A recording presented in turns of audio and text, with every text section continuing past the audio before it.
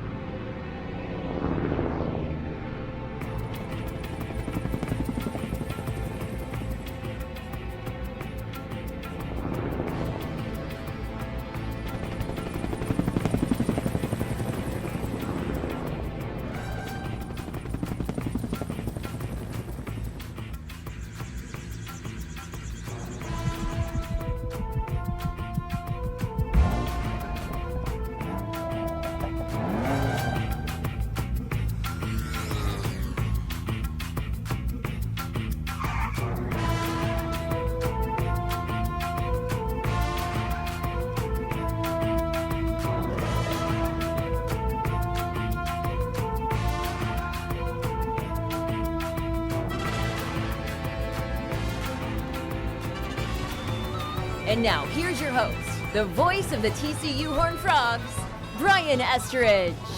Welcome into the Wednesday edition of Frogs Today here, live from the Flying T Club studios. I'm Brian Estridge. What a busy week. You think about these 10 days that we're in the middle of, 5 back, 5 forward, maybe the busiest of the year for TCU athletics. A big round of applause goes to Kristen Hemphill with rifle. Just the 4th Horned Frog in school history to post a perfect score of 600 in competition. She led the Horned Frogs to victory at Ohio State last week. And how about Lois Lau? She got the win for women's golf, at least from a team standpoint. She had her career best 11 under 202 at the Battle of the Beach in Cabo, as finished in second place and led the team to a runner-up finish as well. So a great outing for her. Volleyball's got a big one tonight against Texas. Number 1, Texas is in town. We're going to talk to Jason Williams about that coming up here shortly. Football got the win against West Virginia, of course. Jamoy Hodge leads the way with 13 tackles. Max Duggan was great. Quick strike offense, all big plays for TCU. 5 touchdowns. The shortest one was 29 yards. That was the last one for the Horned Frogs, that score for Savion Williams. So a lot going on right now. Oh, and one other big note. Bill Monagle, the head men's golf coach at TCU, goes into the Golf Coaches Hall of Fame. Congratulations to Bill Monagle this week. Right now, though, there was one other bit of news that happened around the Big 12, and I've asked my friend Jamie Plunkett to join us because Brett Yormark, the commissioner of the Big 12, has cut a pretty impressive television deal, hasn't he, Jamie? So you're right, he did get it done way faster than folks thought. He took office on August 1st. We're here now at the beginning of November. It's only 3 months have passed, and he's locked in a really good deal for the Big 12. It's a 6-year extension, just shy of $2.3 billion extension for the conference, which means that their annual return per member institution is going to increase by about 72% per school. The whole deal is adding about $160 million per year on top of what the current deal is already giving these schools. So it's a really, really great job done by Yormark to get this done. Yeah, by the time you shake it out, you're gonna see an increase of about 7 or 8 million or so per team, Yep. more than likely, something like that, with some built-in escalators. I'm hearing. Am I right about this? That you are. There's a pro rata clause for up to 4 universities, which essentially means that if you're looking to expand as the Big 12, they can add 4 new member institutions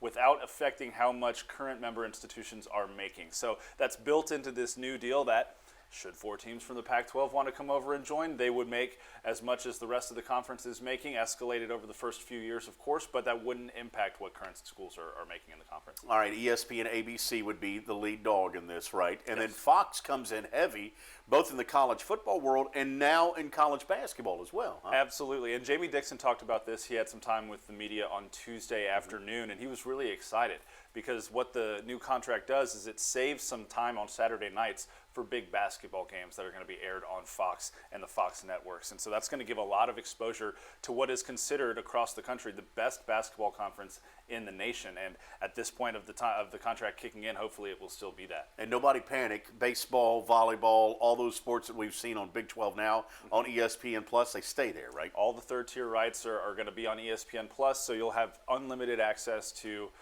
or gets unprecedented access to some of those other sports that don't normally get televised. And maybe the best part about the deal is the length of it, I'm hearing, huh? Yeah, so it's a 6-year extension, which means that new contract ends in the 2030-31 season, which puts them back up for negotiations ahead of the SEC and the ACC, which is going to be a really, really big deal when it comes time. Right now, kind of locks the Big 12 in as the third best deal. Is that right? Yeah, it does. I Yeah. mean, they're behind the Big Ten and the SEC as far as what each school is making, but they're still in a position of security and power that 16 months ago, when Texas and Oklahoma announced that they were leaving the conference, I don't think anybody saw this coming for the Big 12. So Brett Yormark has come again and just in 3 months done an incredible job. Super. All right. Thanks for the update Of there. course, man. So big news there.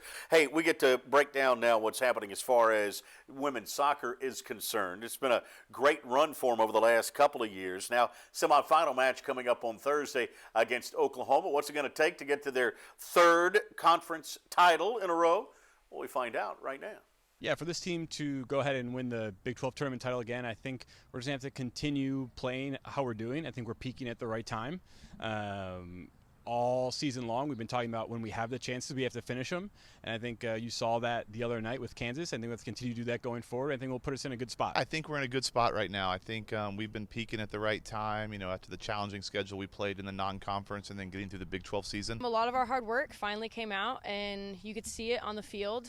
We weren't holding back anywhere, and I think just the cohesion across the entirety of the field really helped us get success and will continue to get us there. Playing how we know we can play. We've seen our potential, and we've had a lot of talks, a lot of talks about culture and our team, but we just got to go out there and do it. And I think that's the biggest thing for our team this season is just going out on the field and showing the world what we can do. Team's in a really good spot. I think they put together a lot of the things we've been talking about over the last couple of weeks. Focus and determination across the entirety of the field, from the back line, goalkeeping, all the way to our forward. We've been tested a lot, and I'm very happy where the group is at, and scoring some goals, and hopefully peaking at the right time. 2 more games to do it in this tournament, and I'm excited to see how we perform. Go Frogs! Well, as we go to break right now, we had a chance to catch up with former TCU soccer star, speaking of soccer, Yasmine Ryan. Her team, the Portland Thorns, won the National Women's Soccer League Championship in D.C. over the weekend, and Frogs Today was there.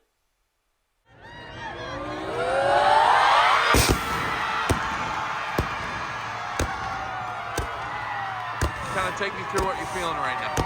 I probably can't really put it in the words, but I mean, this is like what we've dreamed of as a team and what I've dreamed of personally. I mean, we've worked our asses off to be here, and it's just been so amazing. So this one feels really good.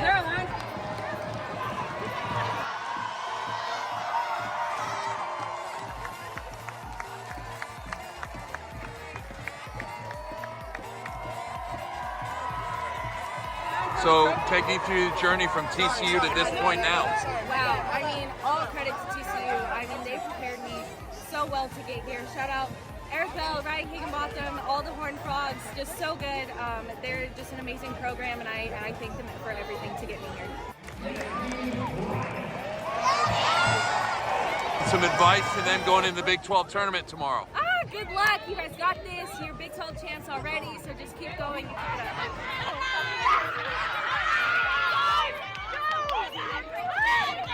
Hey, what's up, guys? It's Yasmine Ryan here. We just won NWSL Championship, Portland Thorns, here in D.C. So just subscribe to frogstoday.com and go Frogs. Yasmine Ryan, former Horned Frog great, joining us in Washington over the weekend.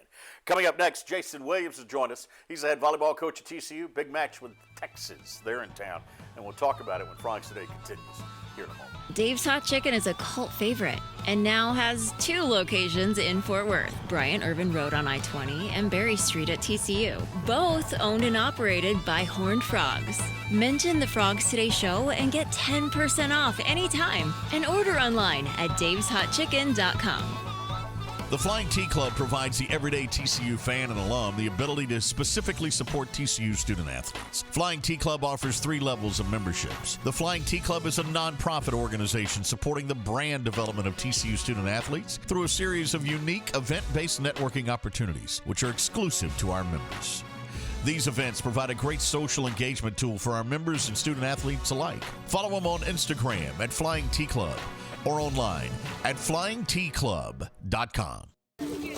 Texas-based Happy Water offers the best-tasting, sugar-free kids drink ever made. Happy Water comes in 4 delicious flavors that you can find at local retailers and on Amazon. Each pouch contains 0 grams of sugar, 0 calories, and 0% juice. Head to happydrinks.com for more information and to purchase Happy Water. That's HAPIDrinks.com.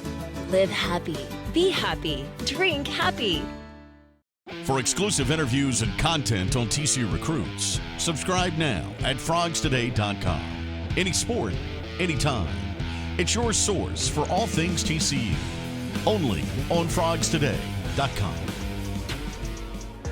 Frogs Today on the Wednesday continues right now. Thanks for joining us this week, because there's a lot going on, folks. As you heard earlier, kind of ran down the list of everything going on around TCU athletics. None bigger than what happens tonight at Schollmeyer Arena as TCU is set to take on Texas in volleyball action. Frogs have won 3 of the last 4.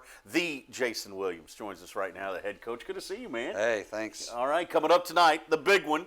Well, they're all big at this point, and none are bigger than any other, I know that. But this is one where folks have kind of circled the calendar.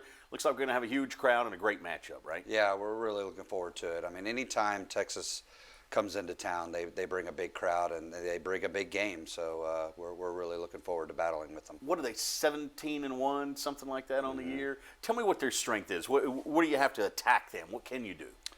So they're very physical, just huge at the net, and you have to have an aggressive mentality because in this sport, if you play it safe, you tend to not be able to win. So we're just going to crush balls at them and give them a little taste of what they're used to dishing out. Speaking of mentality, your group has really adopted your style here.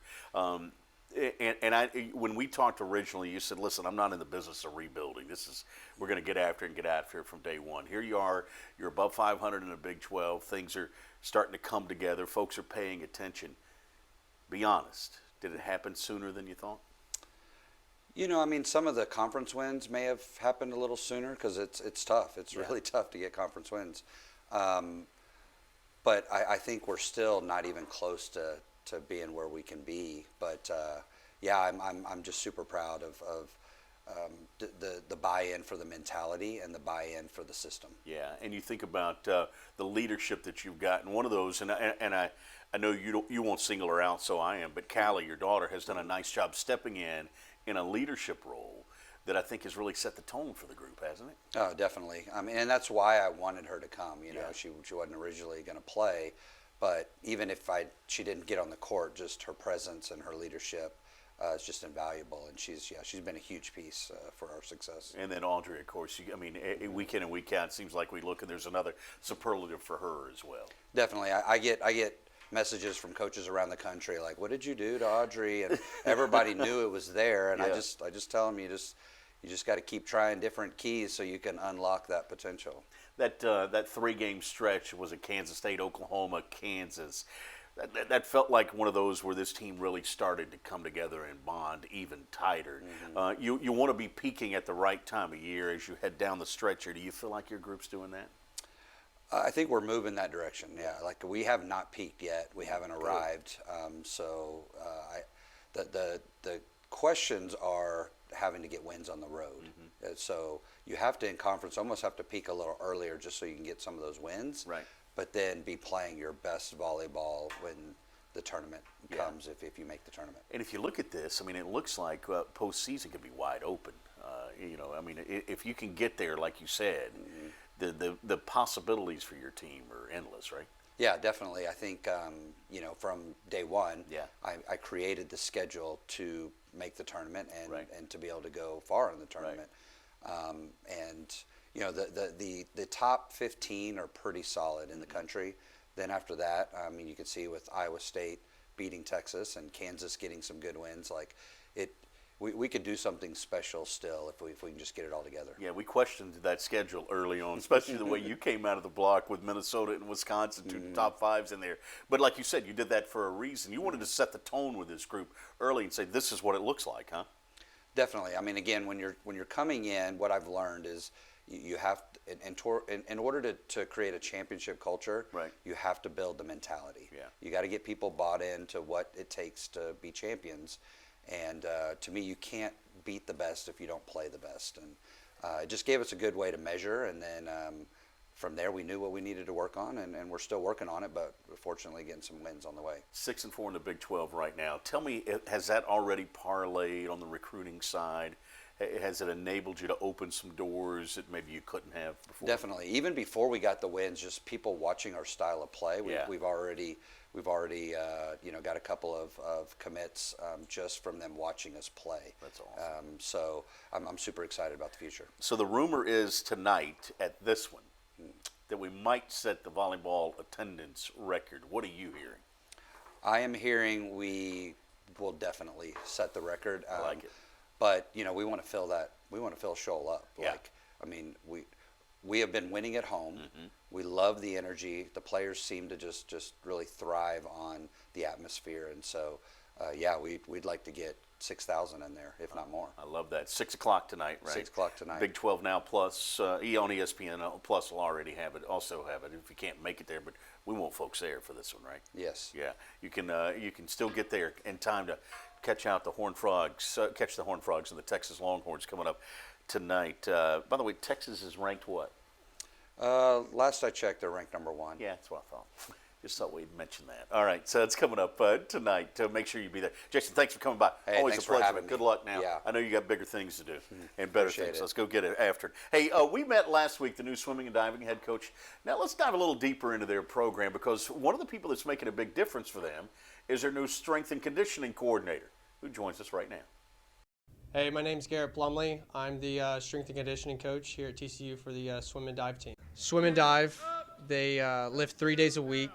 The stroke and free group, they do a metabolic circuit on Monday or Tuesday, depending on which group they're in. The sprint group, they lift 3 days a week, focused more on low volume, high intensity, looking for power output while creating some shoulder stability.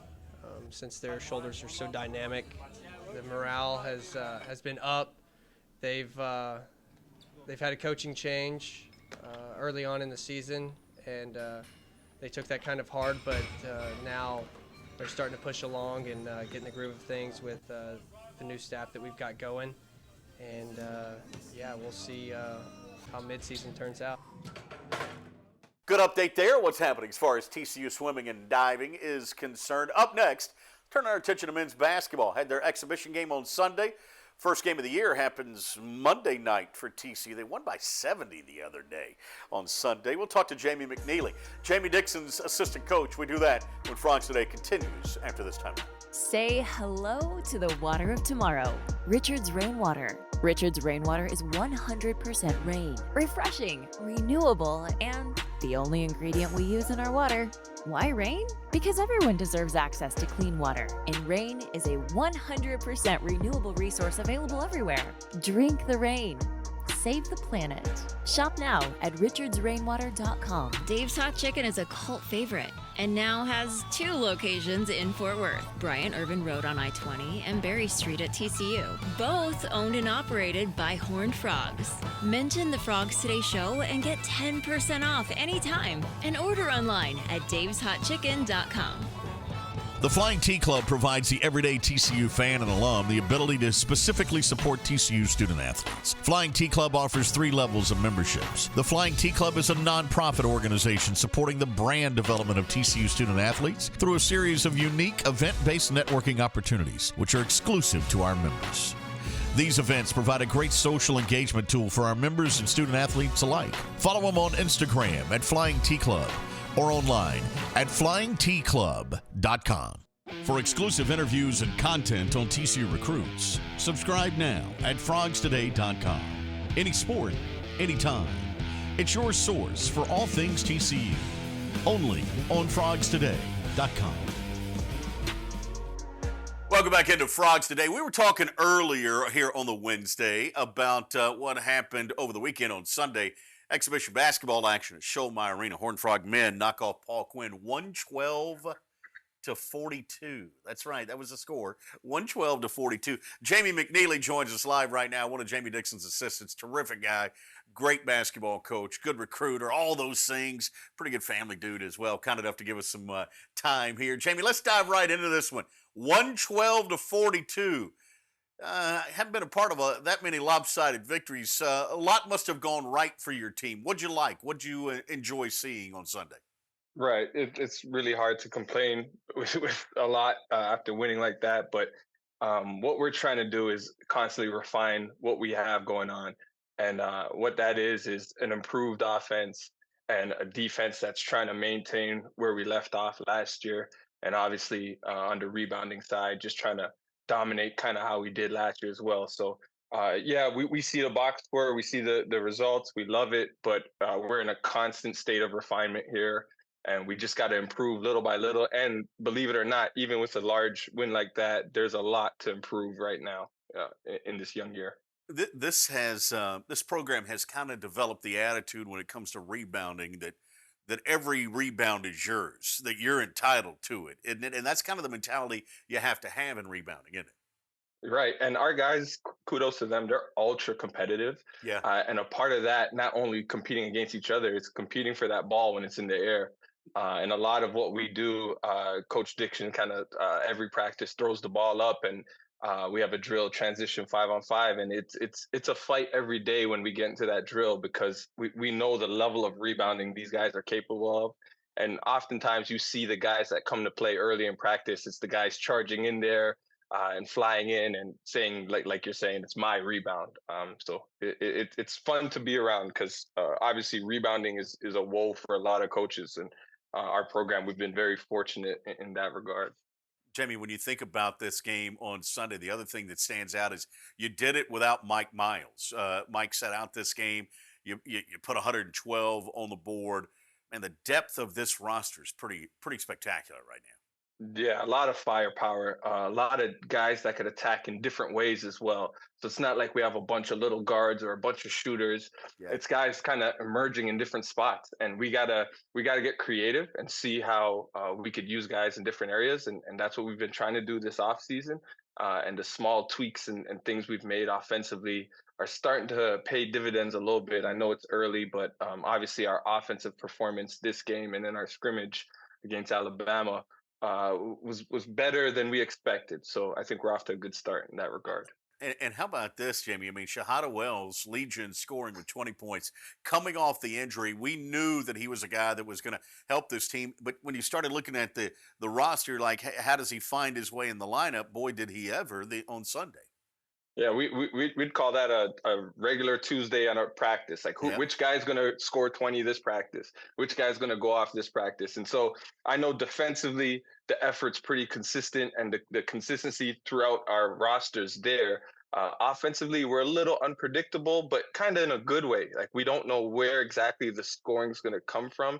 But the fact that without someone as good as Mike, we're scoring over 100 pretty easily is a good sign, regardless of the opponent. Emmanuel Miller looks like he's had a great offseason, I'll be honest with you. He looks like he's in great shape. He's excited to be out there. And his game has improved a bit as well. Yeah, I think that's been the story of his career. Kind of came into college as strictly a rebounder, bruiser, and slowly expanded his game. Still things on the perimeter he has to fix, but as far as his offseason and mentality, it's as pro-like as I've seen in coaching the past 15, 16 years at this level. He's locked in. He knows what he has to do and what he has to get better at, and he's putting in the time daily. And so I'm hoping some of that pays off for him, but the group is for sure seeing his growth. You had 12 points each out of Chuck and Damian Ball, Chuck O'Bannon. To me, those are the two big stories of the offseason. Rondell, the pickup from Oklahoma State's great. Shahada coming back to me is spectacular. Mike Miles coming back. But to get those two guys to return to TCU for another year, experienced players like that, that says to me a lot about this program and about this university. Yeah, the group loves each other, and they see those guys as older guys, although their age might be similar, or in Mike's case, younger. But their experience in this program and their experience with Coach Dixon obviously kind of makes them veterans of this group. and they've been great, man. They've been growing at the same rate as some of our newer guys and younger guys, and so we're excited to see kind of what they can do this year. But we're going to rely heavily on those two, especially just because of what you're saying, their consistency, and they've been through it. What are we now? 6 days away, I guess, from opening night on Monday night. Still tweaking some things, as you mentioned. What do you want to see out of this group Monday night to start the regular season? Honestly, just the theme of continued growth, just the little things we're trying to focus on. Transition defense, we got to continue to grow, get better at. We got to communicate a little better earlier in possessions. Defensively, baseline out of bounds defense, we have to focus in on that and continue to work on the little things as far as just being prepared and ready for actions and how we're going to guard it. A lot of guard to guard action. We just want to continue to tweak these little things. The group was excited with the win, but the fun thing about this group is they're just as excited about this week of practice. They get to compete against each other at a high level, and there's a lot of things they know they got to get better at. And this group's excited to get better. That's why I'm anxious to see how we do. I like that. All right, I got to ask you this one. This is the most important thing. What do you think of the new uniforms? I mean, my wife and I have purchased a lot more red accent pieces, and I think we've embraced it as far as our trends and what we wear, and the guys love it. I think it's fresh, it pops, it makes sense. The red goes. I've heard only good things about it, and the guys absolutely love the new uniforms. So, by the way, folks, in case you're wondering, Jamie's got some fashion sense. So if he's adding the red accents, you should too. There's no question about it. Recruiting trail been good, by the way? Yeah, it's been good. State of Texas has a lot of kids, and it's only getting better. And we're doing a good job. Coach Broussard, Coach Benford doing an amazing job. And we're trying to. This is momentum, right? We're ranked. Yes. We have a good team, and we got to carry this momentum because it's all about sustainability.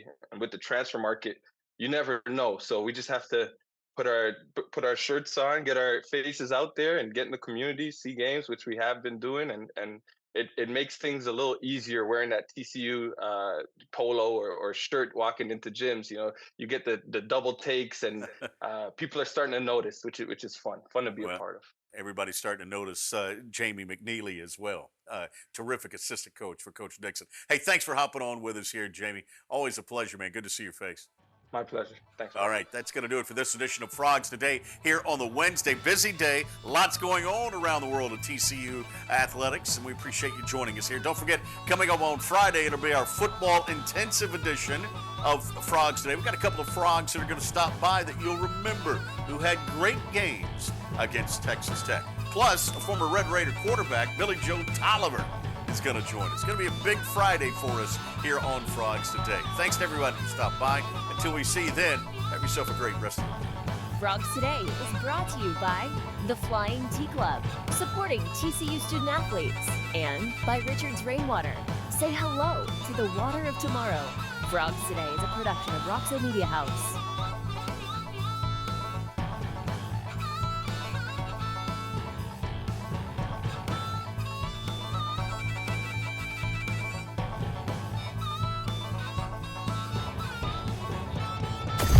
Roxo Media House.